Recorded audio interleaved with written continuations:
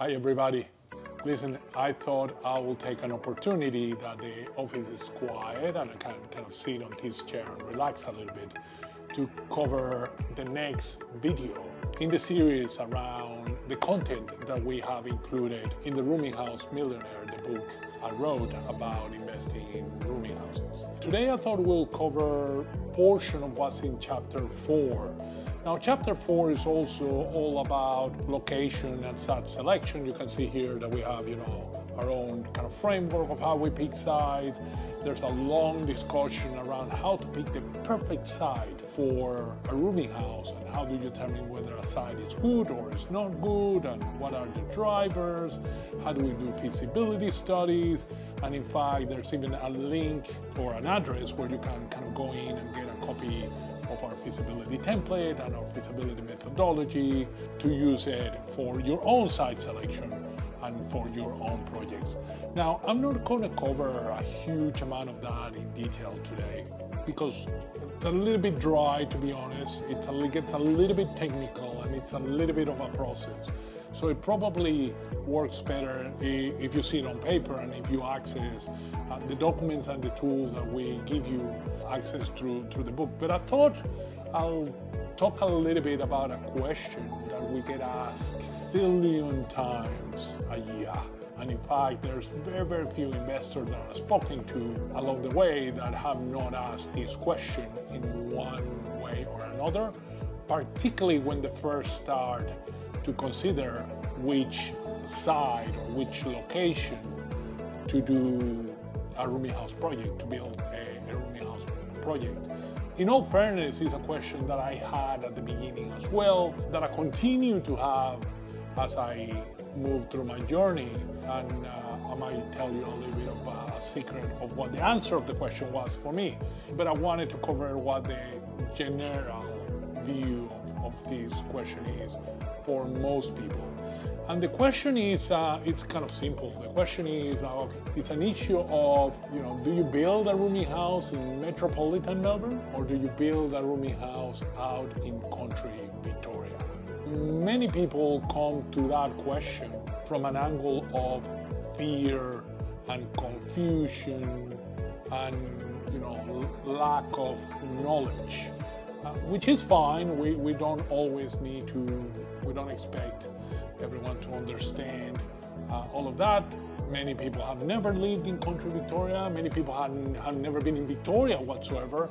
So we wouldn't expect that they will understand kind of the difference between the two. Also, it's very common when we have a look at questions like this to then have a look at our own experience personally. I'll be super honest, I am a city guy.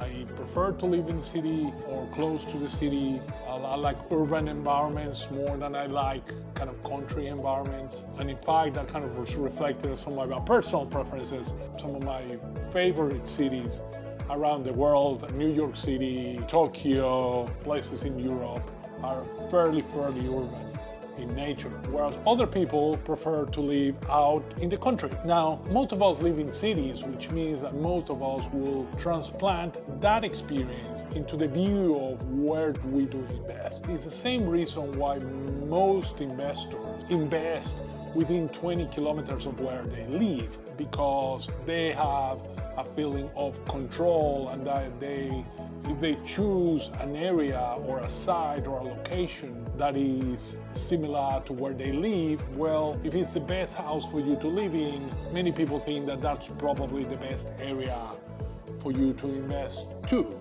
And nothing could be further from the truth. Now, that doesn't mean that metropolitan projects don't have a place to be. In fact, here at Stone Horizon, about 40% of our projects are metropolitan projects and about 60% of our projects are in country Victoria. Because each of those areas, each of those strategies behave very, very differently to each other. While the properties are very, very similar and while construction costs in those two scenarios are very, very similar in most cases, certainly the case for us, the reality is you still have a land component that behaves differently whether you're in country Victoria or whether you're in metropolitan Melbourne. For starters, the first obvious difference is land in Country Victoria is cheaper. In fact, generally, the farther you are from the cities, the cheaper land gets. Now, there's a few exceptions. Once you get close to big regional centers, big secondary cities, or areas that have a significant demand or significant amount of people living there, the prices get higher. Also, there are towns that are close to Melbourne. In fact, there's a couple of towns that are an hour and a half from the center of Melbourne, where land's still incredibly cheap, but that can be a good thing, or it can be a signal that there's a demand problem. Maybe no one wants to live there. That's why it's important to have a framework to select the area, to select site, and then to select the particular location where your rooming house project will live. Obviously, with cheaper land and being farther from the city, you also get lower rents. That's something that you need to go and consider. As you get closer to Melbourne, land can get incredibly expensive. And I'm talking millions of dollars expensive.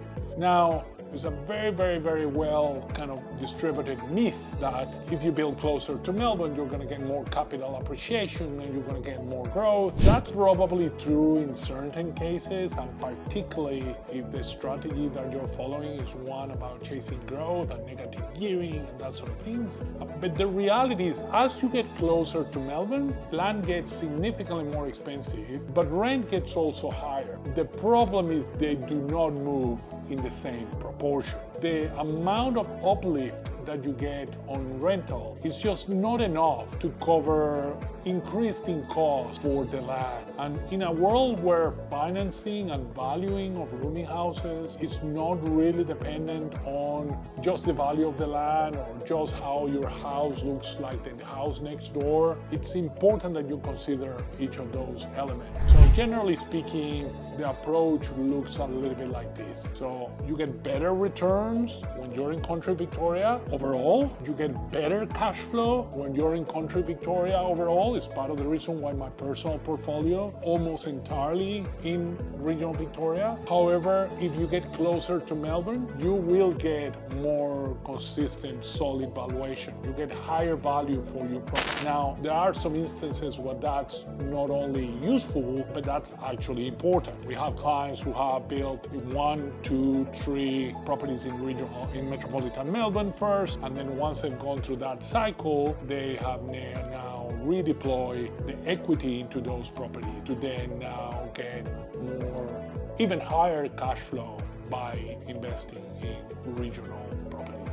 Again, the book covers some of that and covers the why of each of those things. There's also going to be some presentations where we're going to cover some of that in the next kind of weeks and months. Also, when we cover finance, which is one of the upcoming chapters in this series, we're going to talk about the finance implication of some of those sides of metropolitan Melbourne versus regional Victoria.